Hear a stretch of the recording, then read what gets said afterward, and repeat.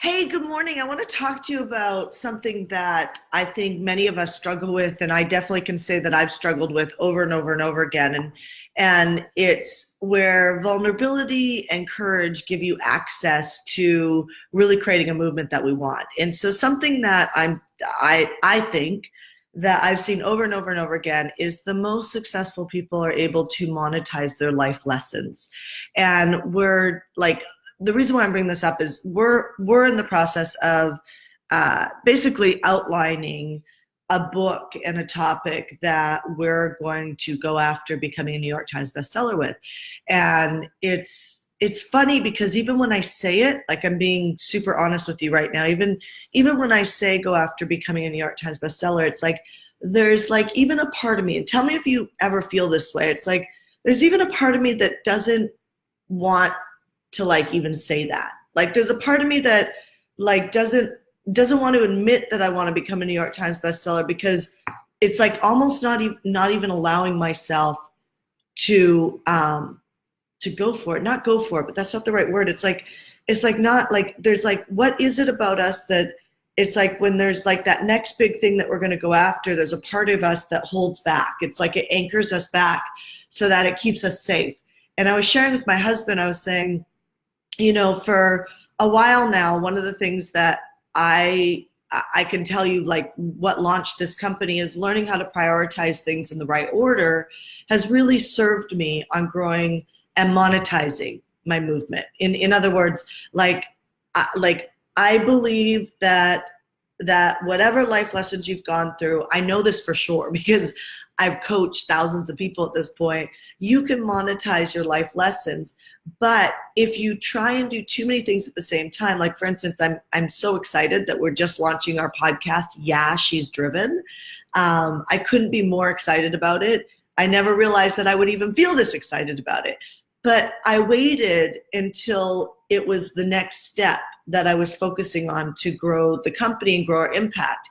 And I wanted to do a podcast a long time ago, but it's like, trust me, you don't have to do a podcast to become a multimillionaire. You don't even have to be good at social media to become a multimillionaire. I can prove it. I did it myself, and I've done it with clients. And you don't have to be everywhere, even though all of the coaching around online marketing these days around growing a business is like you have to dominate like Snapchat and Instagram and Facebook, and then you got to figure out Facebook groups, then you got to figure out Pinterest, and then you got to become an author, and I'm like, oh my God, like holy cow, like no wonder so many of us are in adrenal fatigue and like imploding. But that's not what I want to talk to you about. I want to talk to you about like when do you know what that next step is for you to take? And as I'm taking this next step with being a New York Times bestseller, at least going after it, doing my best to really put everything on the line to go after that, I have to make some choices inside of even the way I deliver my content, the way I coach, who I coach, what level of access people have to me, so that I can really just put that on the plate and see if it's possible that we can actually create that. Now that's like the doing of it. The inner work is the work that I think is the most interesting.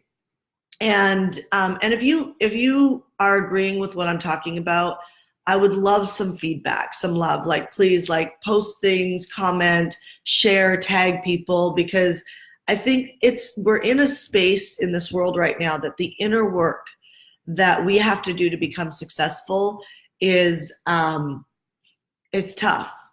I mean, I was just talking to my husband this morning and this weekend, and I said, you would think at this point in the game when, I'm an Inc. top company, top growing coaching company right now, that, there's millions of dollars coming in, that there's hundreds of new members, high-end members joining our community every single month, and that there's all these great things that are happening. And there's still this conversation of like, I found myself looking at New York Times bestselling titles, and it's like, how do I get a title that's good enough? And then I like dawned on me, and I was like, oh my gosh, like all these titles are so different. Like they're so different. Like you've got Malcolm Gladwell, which is like I mean, so esoteric. Then you've got, Brendan Burchard, who is very specific. You've got, Rachel Hollis, which is like kind of funny. And you've got all these different authors, all these different people that are out there selling their knowledge, and they're out there, and it's like there's no title, there's no message that is like, there's no common thread that I can see. It's like there's this uniqueness. It's almost like you and I were born with this uniqueness, which I believe is true, that our message has to fit our body. It has to fit the way we influence. And we're in a world now that we can pop open a computer, pop open our cell phones, and we can start streaming and we can influence. And the more that you do Instagram TV, the more that you get comments on Facebook, the more that people engage, the more the algorithms start bringing you more people, which is why I want you to engage. Please, like if you're on Facebook, share this, comment, like write stuff. Help me out so I can meet more people, that I can help more people. Don't just voyeur. And then what happens is that you won't feel weird about asking that on your own platforms for people who are watching you. Like, hey guys, like we're giving free content, we're helping you here. Please just engage so that the algorithms bring more people. And so, but the point is that like you would think at this point that I wouldn't be studying titles of books. I would be going inward, going, all right, like what is the big message? But then you just stop and you look back into your history and you go, the big message is you. The big message is you. The big message is me. It's like there's all of these, like I think I heard last year Gary Vee say something that I thought was awesome. And he said, he didn't say it like this, but he said something like the superpower that everybody's looking for is themselves. And I was like, that is so spot on, because there's no way, like I can tell you my clients who skyrocket are the ones that stop selling products that they think are going to make them money. It's like there's more business coaches out there that are not business coaches. Like you're not business coaches. There's more people selling things that they learned from somebody else because they were influenced by it. And I'm like, that's not it, because that's not your thing. Your thing is the thing that you've been doing ever since you were a little girl or a little boy. And it's like a series of all the breakdowns that have happened in your life. There is a million breakdowns that have happened in all of our lives. And the way you walk through those breakdowns gives you authority to either teach it or complain about it. We've all heard it. We've all heard the influencers out there who are bashing, and they're bashing, almost condemning the things the breakdowns that have happened in their life. Like you see someone who has, let's see, been like mugged or raped, and when they speak about it, you can feel the anger. That's condemning. And then you'll hear somebody else who something like that happened to, and it's like they take their life lessons and they shine it in a way that the best word I could say is grace. There's like a true life lesson in it versus being delivered from pain. And I share this with you because you and I are going to keep walking through this journey of life. We're going to keep walking through. And I don't care who you are, we put our pants on one foot at a time. And so we do so many things that are similar, is what I'm trying to say. There's so many things that we do that are exactly similar to each other. Like we are a breed of our own. And behind closed doors, we all battle with even accepting ourselves on the next level. Do you understand what I'm saying right now? Like, are you getting this? Like, are you feeling this?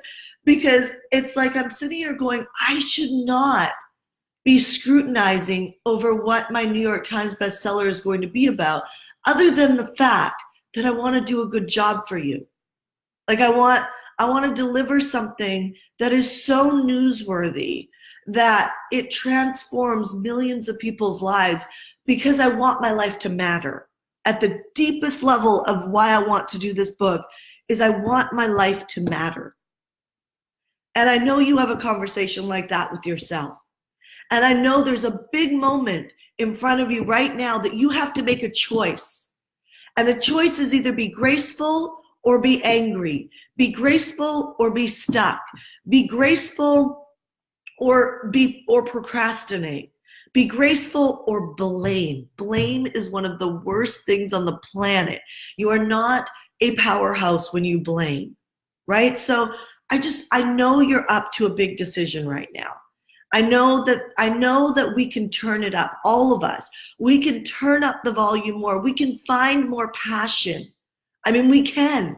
We can find there's more access to us than we're allowing out because something is tethering us. Something is tethering us. And I just wanted to get on Coffee with Shanda this morning, and I wanted to just hopefully just pop the cork on this. Like it's almost like just like open something up so all of us just today can shine. Like none of us, like some of us, somebody watching this right now might not have till the end of today. Like today's not guaranteed. We don't know if our days are going to end today. Right? We don't know that. And so how we show up in the next hour with our kids, with our husbands, with our purpose, it really matters.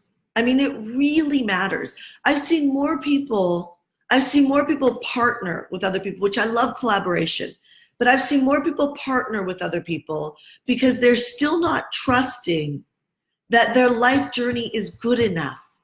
You know, one of the titles, and I'd love your feedback, one of the titles I've been playing around with, which needs to be reworked, but I'd say the essence of the book I want to write is around like, and this is so cliche, but it's like, who you are is good enough. In fact, not only is it good enough, it is a must for you to accept who you are and for me to accept who I am. We ain't making no difference in the world, or at least not to the level that we could, if we don't get how much we matter. So I don't think the game of today in business and in life is about pushing harder. I don't think it's about pushing harder. I really don't.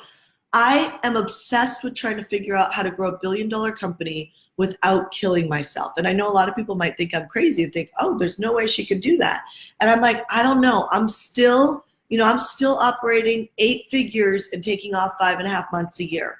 Like I'm still operating in that. So I think there's a way, and I think it's connected with leaders. I think it's connected with business model. I think it's connected with a lot of things, and I'm figuring it out. But right now, the step I'm in is, what is the message for the New York Times bestseller? What do you want to hear? What is most important in your journey to optimizing, fulfilling your life's purpose? Like, I don't want to use the word life purpose. I don't want to use the word good enough, because I don't think that they land to the level that they need to. But the truth is that we've got to stop partnering to get companies off the ground when we're partnering to actually feel comfortable. We got to stop pretending like what we've gone through is still not enough, right? Like that's the essence of what's coming through. It's like, why am I checking New York Times bestsellers titles when they're so uniquely connected with the actual individual author's life? Like I can't replicate their life. Like, why do we still think that we need to look at other people and be like them? That's why it's not working. That's why you're stuck. That's why we get stuck, is because for some reason, there's this crazy little voice inside of our bodies that say that we still have to push more. We still have to do more. Where I just want to stop and say, like, holy shit, like, what's the legacy if we pass today? What's the legacy? And then the next question that comes out of me when I tap myself, my truth, is like, have I done enough? Have I been enough? So do you see how this is like this almost sick game, like web that's inside of us that I don't know if we ever get free from. I don't know. But I do know how we walk through it is important. I do know that the doors of light don't come from trying to be like each other. I do know that what you learn from other mentors and coaches are not the thing for you to teach. I do know that. They've influenced you, but they're not the thing for you to teach unless you're like Wayne Dyer, who did take everybody's stuff and reteach it. And when he did that, he basically did that in a way where he talked about, this is what I learned from the Bible. This is what I learned from the Tao. This is what I learned from this mentor. And what he did was he basically applied everybody's research and shared his experiences of other people's research, always giving edification to the source in which you learned it from. So I just share, like, trust yourself. I mean, and don't think you're crazy about these feelings that you're having, because I don't know anybody yet. I haven't met anybody yet. I'm not saying that this doesn't exist, but I haven't met anybody yet on this planet who has escaped that web, which means that it's crazy for you to try and run from it. Like, running from it is not going to work, because that obviously we have all tried to hire people to get more confidence. You don't get more confidence by hiring people. You get more confidence by being courageous. When you're courageous and you have some sort of competency, in other words, like when you have a success after you've been courageous, that's when confidence kicks in. So if you were to be standing where you're standing today and you think, okay, I've got this next evolution of where I'm going. If you're not confident, you're probably not teaching something or talking about something or educating something that actually truly comes from you. Because anything that comes from you, you already know it intimately. It's been pressed into your body. It's been pressed into your mind. You know it intimately. Nobody has to, there's no script that you need to read through. There's no perfect words. The perfect words are the ones that come out of you because they are your story. They're your story.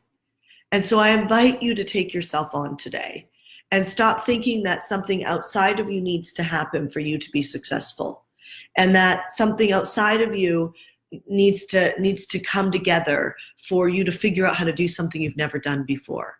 You're paving a new path today. And the new path means that you've never done it before. And so just make sure your message is the message that comes from you. Nobody else. Comes from you. And then have courage.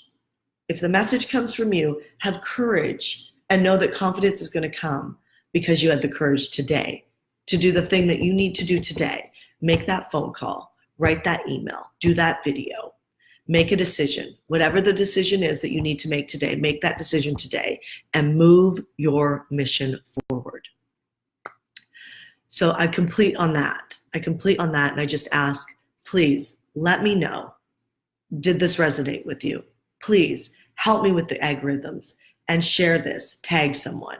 You know, let's work together as a team. You can't ask for other people to empower your movement if you don't empower others. So I ask you to empower this message right now, because I believe that this message is not only super vulnerable for me to share, but I believe that this message needs to go to other people so that we all unleash from being trapped in this awful mind game that we play with ourselves that says that I don't matter or what I've gone through isn't good enough. And I say that it is actually unleashing from that thought and realizing that it is good enough, and that there's a tribe of people who absolutely need you to get bold and talk about who you are in a way that they can hear it, who you are in a way that it applies to them, that is going to skyrocket your movement. And let me tell you something. If you need money, if you want money, if you know you were born to have more of it, then here's the deal. You have to monetize your movement. You just gotta. You gotta monetize your movement. Because when people pay, they pay attention. My friend Joe Polish always says that. When people pay, they pay attention. When they don't, they don't.